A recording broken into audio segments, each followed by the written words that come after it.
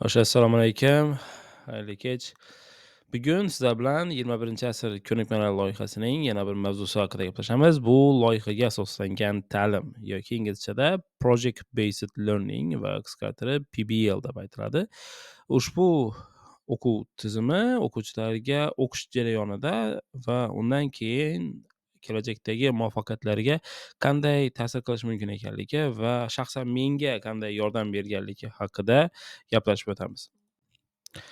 Ushbu vebinarimiz davomida biz asosiy 4 mavzuni qoplab o'tamiz. O'zi PBL nima, ya'ni Project Based Learning o'zi nima, uni asosiy ustunlik taraflari, qanday qo'llanilishi va albatta Omon School'da biz uni qanday holatlarda va qaysi mavzularda, fanlarda ishlatishimizni muhokama qilib o'tamiz.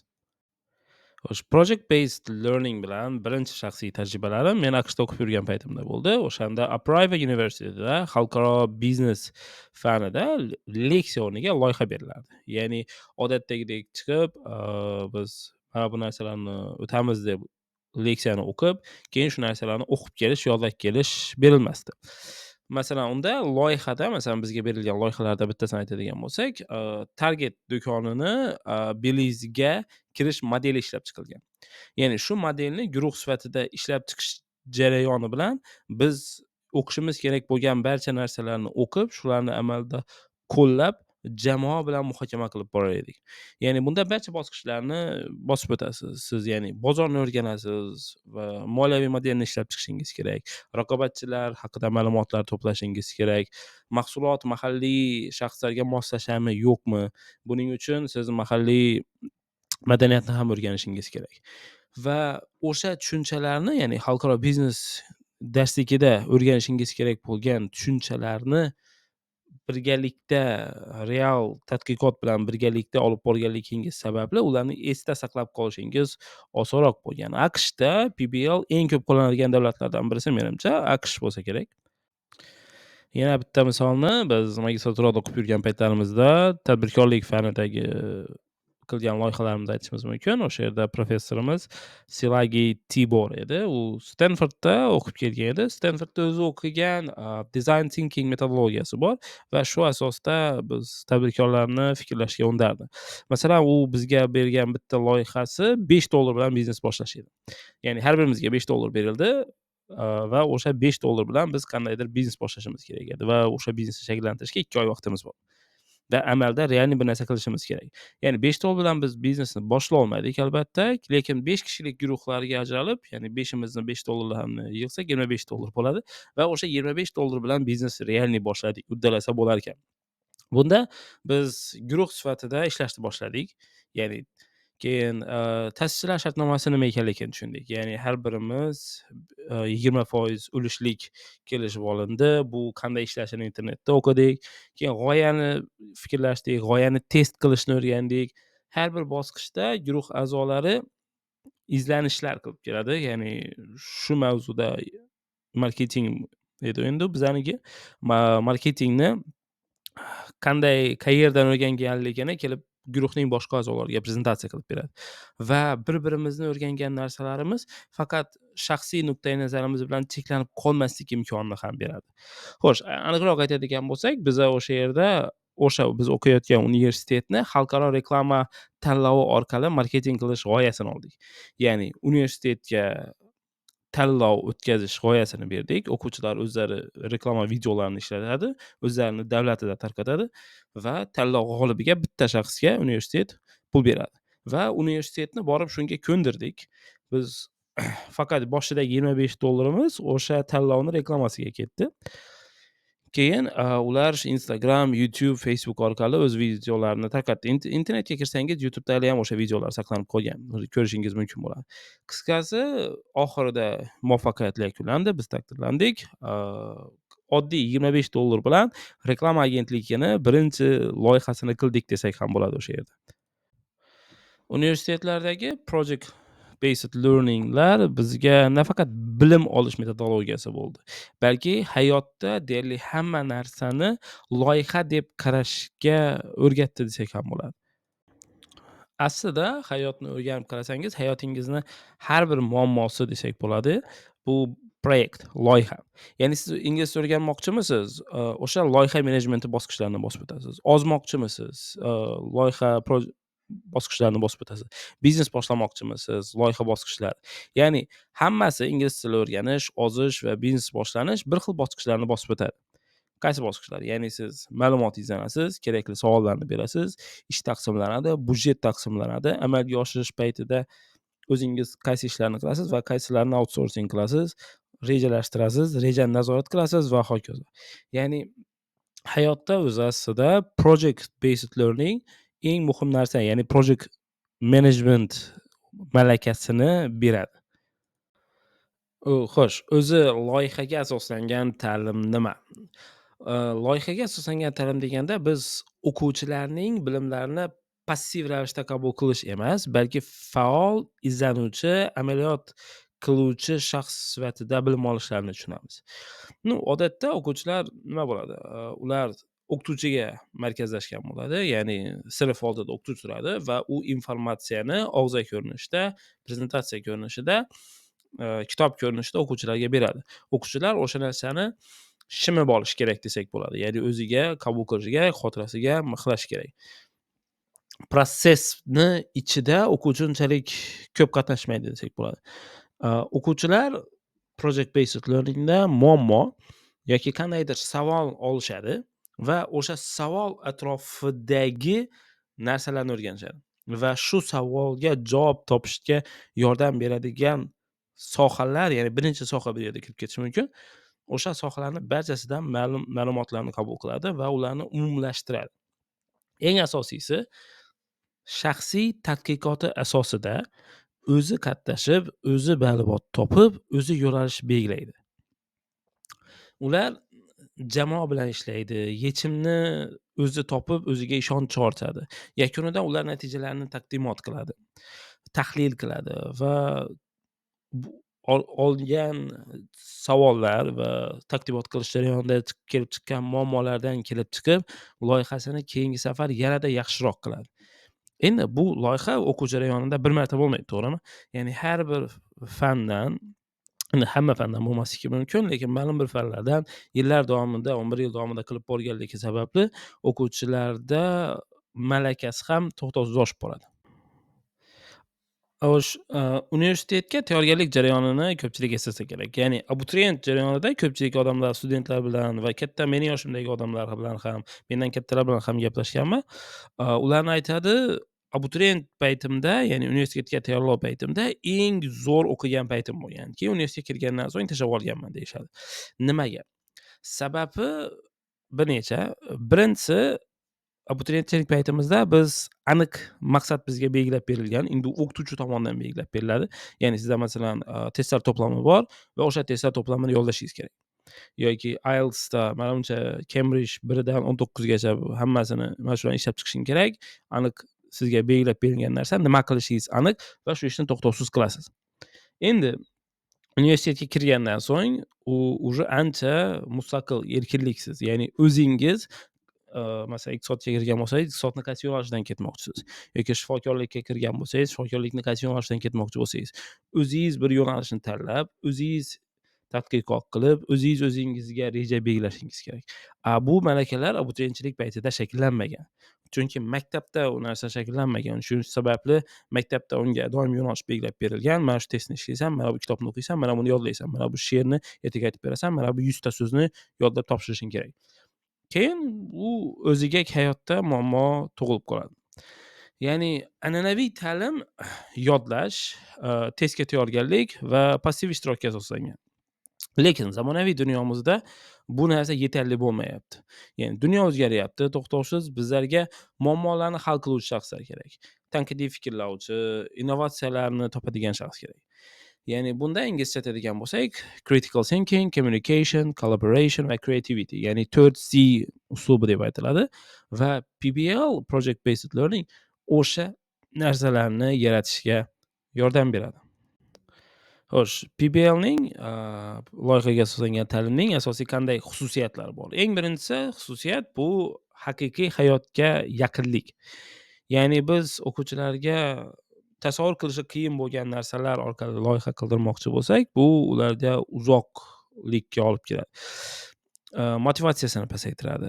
Ko'pchilik holatlarda maktab bolalari ham, ba'zida hatto universitet bolalari ham maktabda, universitetda o'qib turgan narsalari real hayotda kerak bo'lmaydi deb ishonishadi. Haqiqatdan shunday deb ishonishadi. Masalan, men iqtisodda o'qiganman va o'sha paytda kursdoshlarim orasida shu gap mashhur edi. Ya'ni sen universitetda o'qiyotgan fanlaring senga ish joyida kerak bo'lmaydi va sen hamma narsani borib o'sha yerda tajriba asosida o'rganasan degan tushuncha bor. Shuning uchun o'qish shart emas.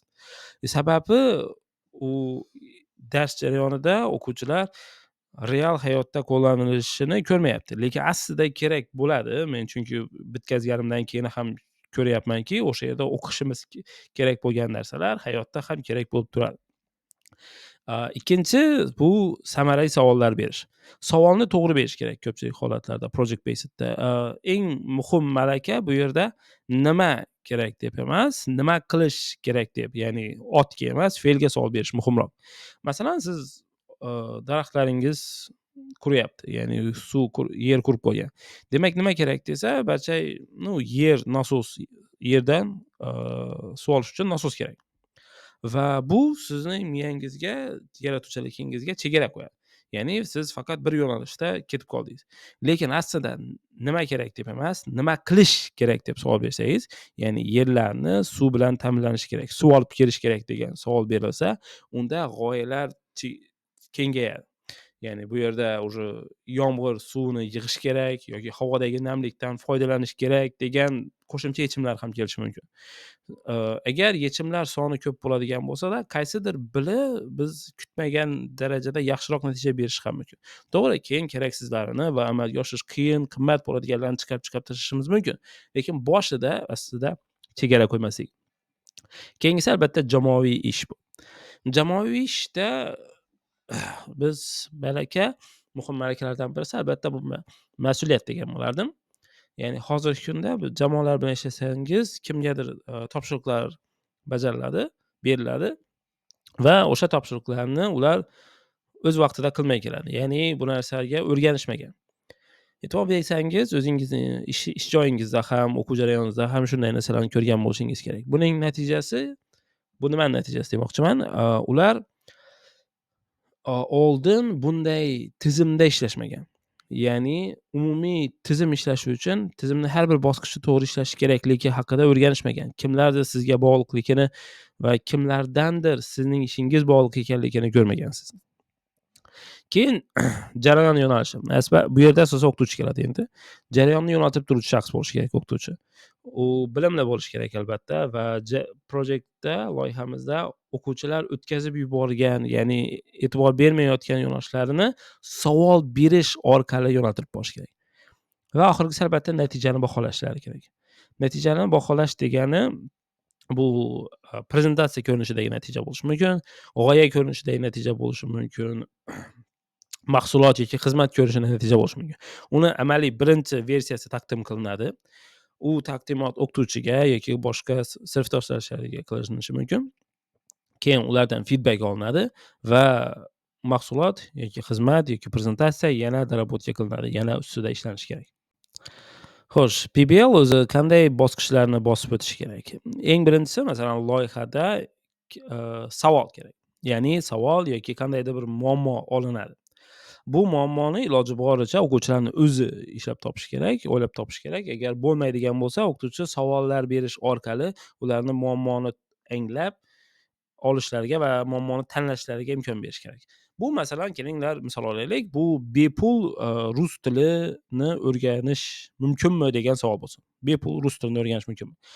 Bu savolni tahlil qilish uchun birinchi bosqich, ya'ni izlanish va tadqiqot bosqichi bo'ladi. Ya'ni ular onlayn materiallardan foydalanishadi, internetdan qaraydilar, sun'iy intellekt bilan suhbatlashishlari mumkin, o'qituvchilar va boshqa o'quvchilar bilan suhbatlar, intervyular olishlari mumkin, ota-onalardan maslahat olishlari mumkin. Demak, umumiy tadqiqot bosqichi bor. Keyin loyihani ishlab chiqish bo'lishi mumkin. Loyihani ishlab chiqishda bu masalan rus tilini o'rgatuvchi veb-sayt bo'lishi mumkin yoki rus tilidagi darsliklar saqlangan YouTube kanal bo'lishi mumkin. Farqi yo'q. nima bo'lishidan qat'iy nazar o'zlari o'ylab topgan narsa bo'lishi kerak. Ya'ni mahsulot yaratiladi va keyingi bosqichda o'sha mahsulot taqdim qilinadi boshqa o'quvchilarga, o'qituvchilarga, ota-onalarga ham bo'lishi mumkin hatto. Keyin taqdim qilingandan so'ng ularga feedback olinadi. Ularni qilgan narsalari refleksiya bosqichi va eng muhimi ularni o'zlariga savol berish kerak. Xo'sh, demak mana bu ishlarni qilding, keyingi bosqich nima? Endi nima qilasan? Nimalar yetarli bo'lmadi, nimalarni qilishing kerak? Ya'ni ular o'zlarini baholashni ham o'rganishlari kerak. Keyin o'zlarini baholasalar, mana bu narsalarimiz kamchilik bo'libdi, ular yaxshi natija bermadi. Demak, shu qismlarni o'zgartirishimiz kerak. Ya'ni har bir bosqichda ular o'zlari glavniy, o'zlari nima qilayotganligini biladi, o'zlari qilyapti va o'zlari ilmiy izlanish qiladi, o'zlari loyihani ishlab chiqadi, o'zlari taqdimot qiladi, o'zlari xatosini anglab, keyingi bosqichlarni o'zgartirish rejalarini ishlab chiqishadi.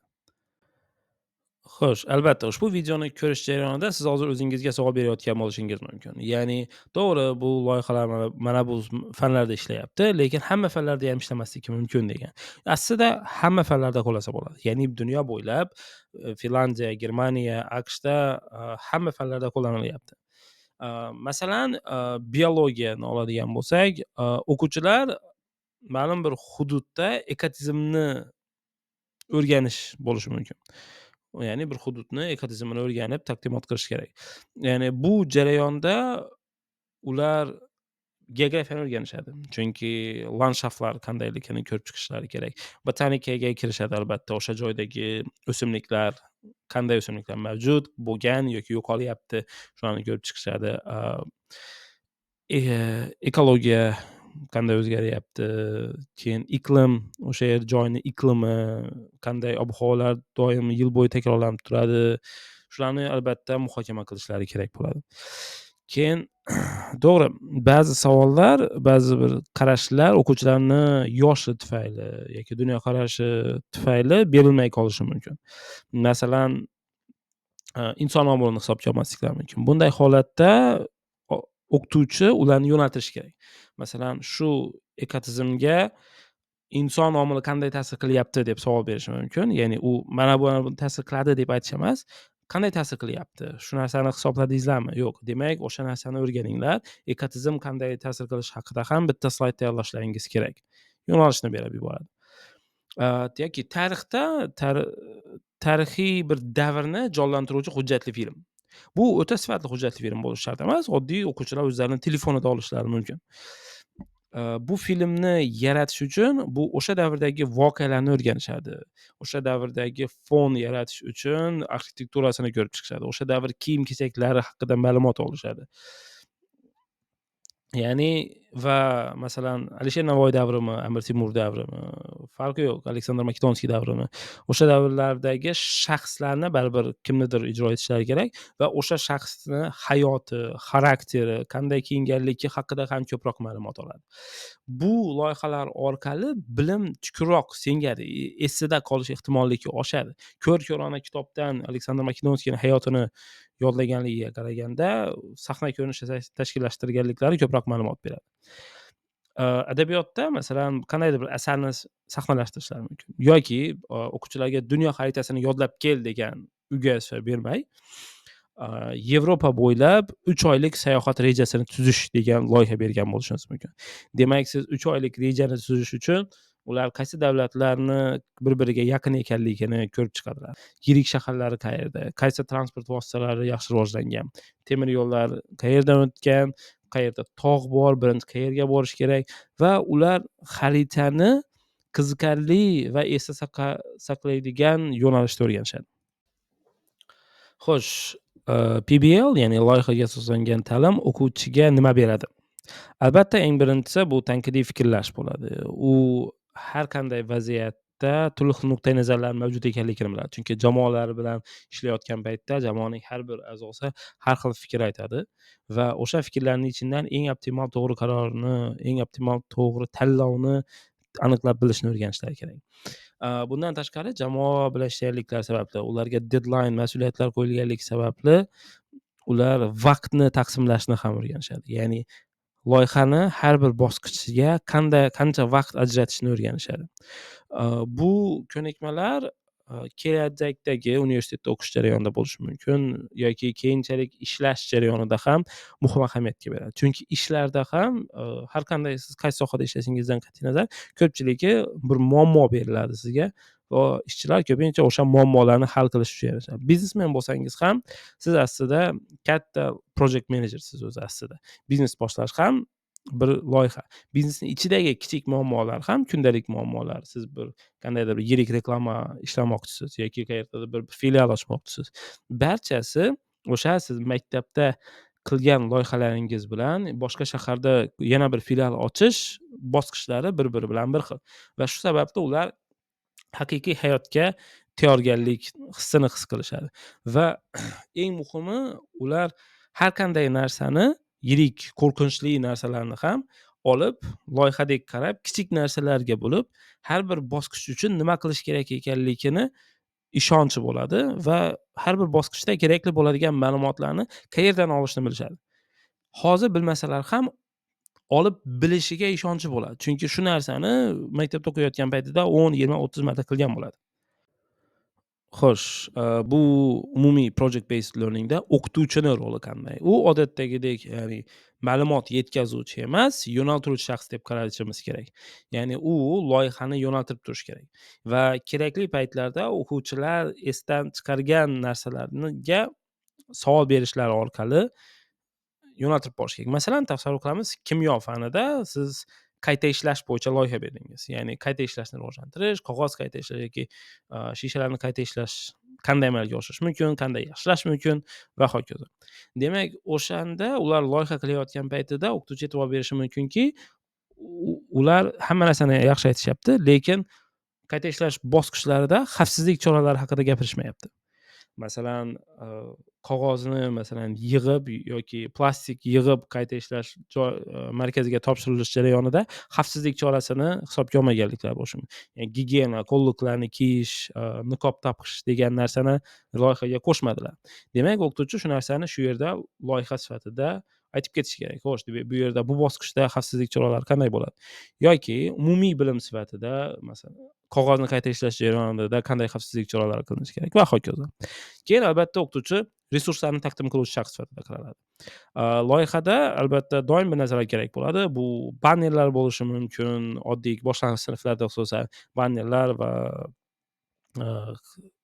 qalamlar, flomasterlar va shunga o'xshash narsalar bo'lishi mumkin. Yirikroq loyihalarda masalan kameralar kerak bo'lishi mumkin yoki maktab tomonidan qayergadir safarlar moliyalashtirilishi kerak bo'lishi mumkin. Bu holatlarda o'qituvchining asosiy vazifasi maktabdan shu narsalarni olib berish bo'ladi. Keyin muammo tug'ilgan paytida o'quvchilarga yordam berish. Odatda muammo tug'ilmaydi, o'quvchilarni o'zi muammolarni hal qilishga o'rgangan bo'ladi. Lekin oxirida albatta taqdimot jarayonida ularga motivatsiya berib, yanada rivojlantirishga imkon berish kerak. Xo'sh, o'zi PBL haqida gapiryapmiz. PBL hayotda qanday qo'llanilyapti, statistika qanday? O'zbekiston sharoitida loyihaga asoslangan ta'lim haqida statistika deyarli mavjud emas. Hozir endi adashmasam prezident maktablarida ham qo'llanilishni boshladi, aniqroq qiladigan bo'lsak, lekin hozircha uni statistikasi bizga ma'lum emas. Shu sababli biz chet davlatlari statistikalaridan olishga majburmiz. Masalan, AQShda PBLga, ya'ni loyihaga asoslangan maktablar bor. Masalan, High-Tech High bor, keyin Texasdagi loyiha maktabi bor.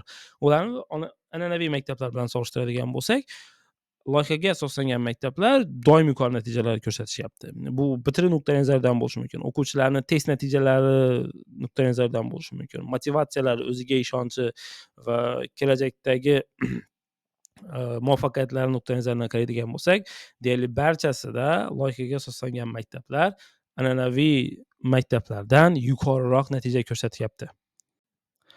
Loyihaga asoslangan ta'limni eng mashhur davlatlardan birisi bu albatta Finlandiya bo'ladi. Finlandiya o'zining innovatsion ta'limi bilan va yaxshi natija ko'rsatishi bilan dunyoga mashhur.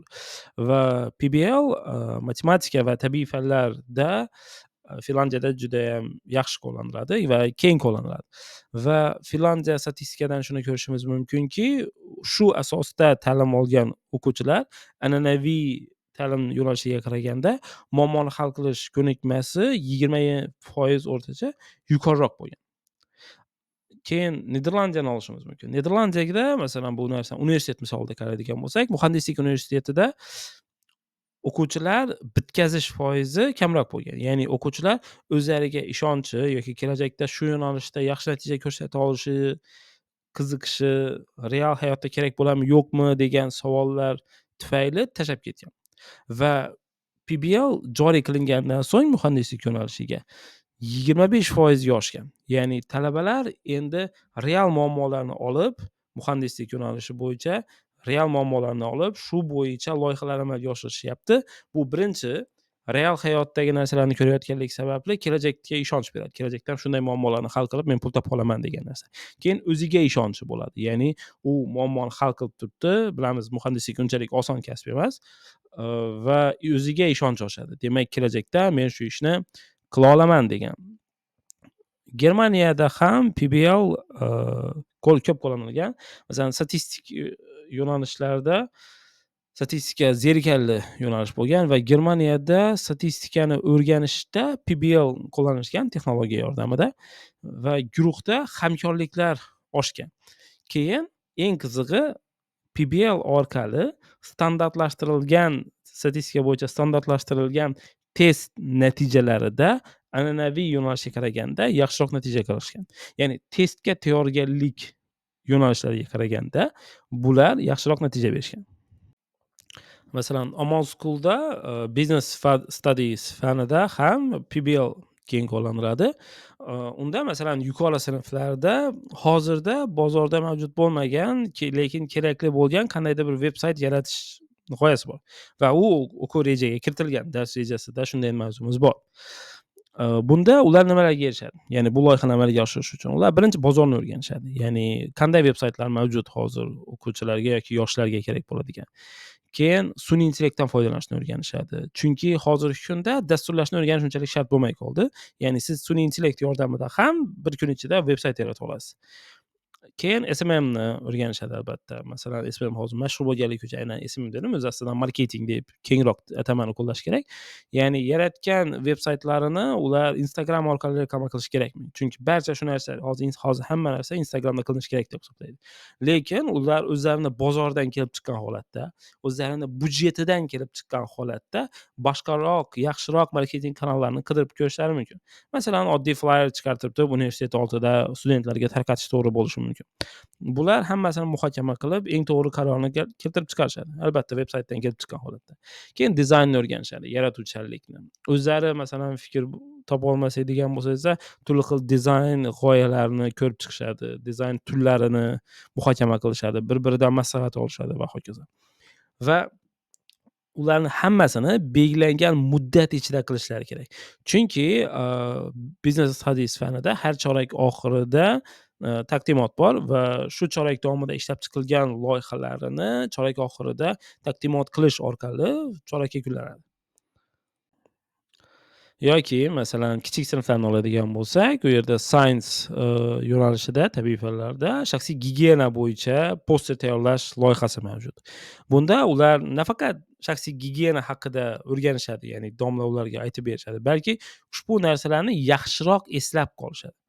Passiv ma'lumot olishga qaraganda aktiv ma'lumotlarni olib, ulardan o'sha ma'lumotlar orqali bir narsa yaratish xotirada yaxshiroq saqlanib qolishiga olib keladi. Ya'ni ular albatta o'rganishadi, qo'lni yuvish, tozalab saqlash haqida turli xil ma'lumotlarni olishadi, lekin o'sha yordamida poster yaratadilar va o'sha posterni sinf oldida masalan taqdimot qilib, bir-biriga, boshqa o'quvchilarga aytib berishlari kerak bo'ladi. Loyihaga asoslangan ta'limda faqat yakuniy natija baholanmaydi. Ya'ni siz oxirida ular 1 oy davomida ishladilar va oxirida prezentatsiya qildilar, sizga loyihangiz 4 lik yoki 3 lik yoki 5 lik deyish emas. Ya'ni umumiy loyiha jarayoni baholanadi. O'qituvchi loyiha ishlash jarayonida ularga yordam berib boradi. Tizimni qila oladimi, yo'qmi, shunga ko'rib boradi. Ya'ni Agar o'quvchi masalan biror bir natijaga erishishi mumkin, lekin bu ishni qilish uchun u kuniga 15-20 soatdan to'xtovsiz ishlayotgan bo'lsa, bu unchalik to'g'ri emas. Chunki uning sog'ligiga ta'sir qiladi va bunday ishlash jarayoni, kuniga 15 soat ishlash jarayonini ular butun umr qila olmaydilar. Va o'qituvchi shu narsani ham baholaydi. Ya'ni sen hozirgi qilayotgan narsang real hayoting va ishni balansiga, muvozanatiga to'g'ri kelmayapti. Demak, agar buni normal holatga qaytarishing kerak va shu holatga qaytarsang yaxshiroq baholasan. Demak, o'sha loyihani shu masalan o'rtacha normal odam ishlashi kerak. O'quvchilar uchun albatta kichkina yoki yoshi katta odam kuniga 8 soatdan oshmagan holatda yaxshi natijaga erishishi kerak. Undan oshib ketayotgan bo'lsa, demak o'ziga zarar qilish orqali qilyapti. Ya'ni biz baholayotgan paytida faqat o'quvchilarni so'nggi natijasi emas, jarayonda qanday qatnashyapti. Masalan, 5 ta odamdan iborat guruh bo'ladigan bo'lsa, faqat bittasi ajralib qolgan bo'ladigan bo'lsa, o'sha bir odamni guruhga qo'shilish jarayoni muhim bo'ladi.